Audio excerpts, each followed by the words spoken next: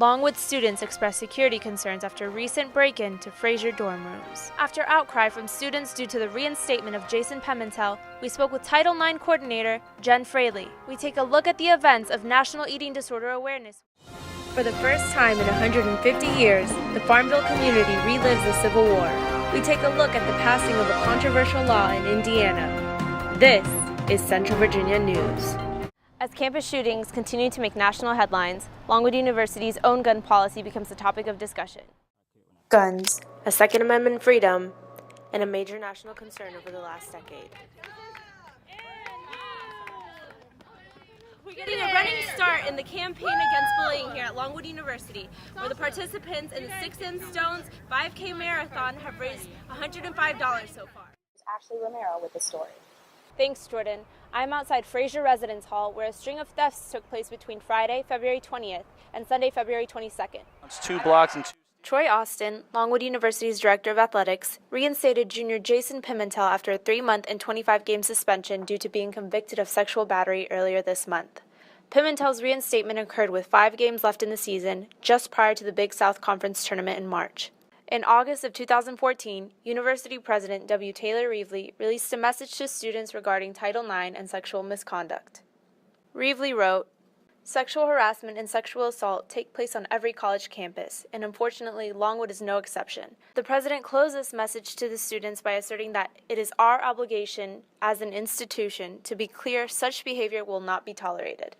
This is why Longwood junior Natalie Uzzle claims she was shocked when she realized that while Pimentel was suspended during the time of his trial, he was finally invited back to play with the team after being found guilty. The president sent out the UVA email, saying how we're not okay with, sexual assault and that type of thing at our school. I was so proud of that email. I was like, yes, our school does not stand for that. But then there he is playing.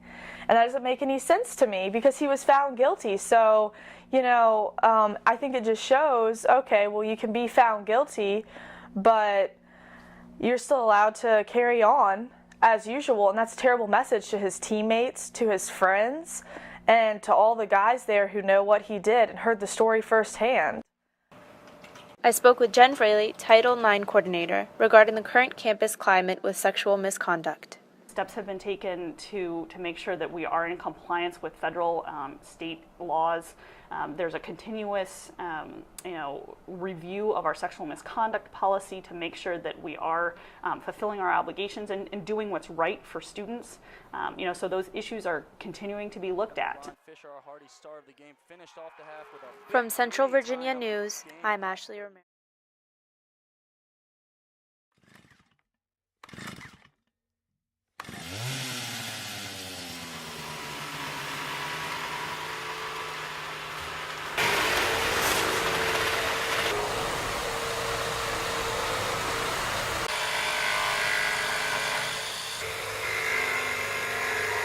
Once we did decide on the overall idea and theme of the play and what it was going to look like, then I began drafting it and actually putting things to paper for the various carpenters and engineers to build for the set.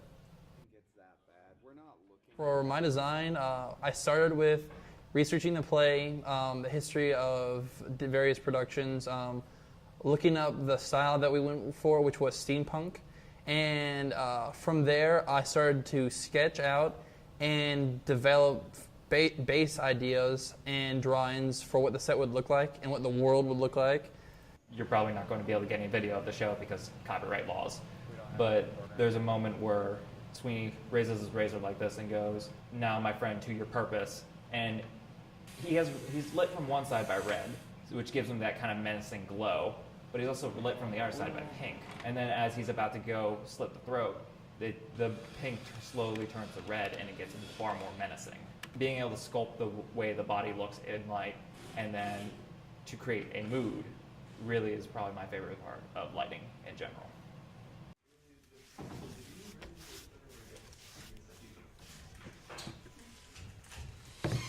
Colors may look different than when I'm originally putting them on than when a light hits them. So if there's a red light on yellow paint, it may look a little bit more orange or something. So we have to work hand in hand to figure out, especially with colors, how it's going to look. And then getting it at the right angle to make that texture pop on it really helps. Steampunk is really industrial.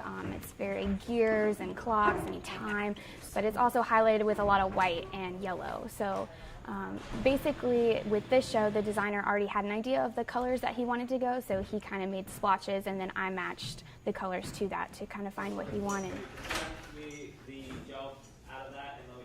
Have an open mind and kind of let yourself be immersed in the world and really take in the style of steampunk, and I think we have a great product. What's going on?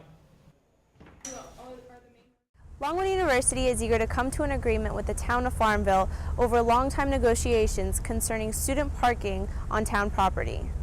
This negotiation has been going on for over a year. So I mean, we think it's time. Any time would be great to have this thing done. Longwood wants to control all the streets within the confines of the campus. That's an issue. We own the streets, and we're trying to work out arrangements with them where we can get some of the revenues from the parking. Pay to stripe the lots. We pay to paint the surfaces on the streets and the curbings.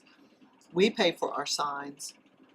And a lot of times we're the ones who actually clear the snow, though Mr. Spates seems to think that they do. Anytime that work needs to be done on the streets, we have to do it, like pavement that has to be replaced, snow removal. So all those are things that we have to do. Yeah, we've pretty much taken care of those streets for the most part. We plow them. We treat them when they're needing treatment for the weather. Sometime down the road, the streets could be blocked off in the campus. Oh, we would own them and close them. From Longwood University, I'm Ashley Romero. Virginia News, I'm Ashley Romero. From Central Virginia News, I'm Ashley Romero. From Longwood University, I'm Ashley Romero.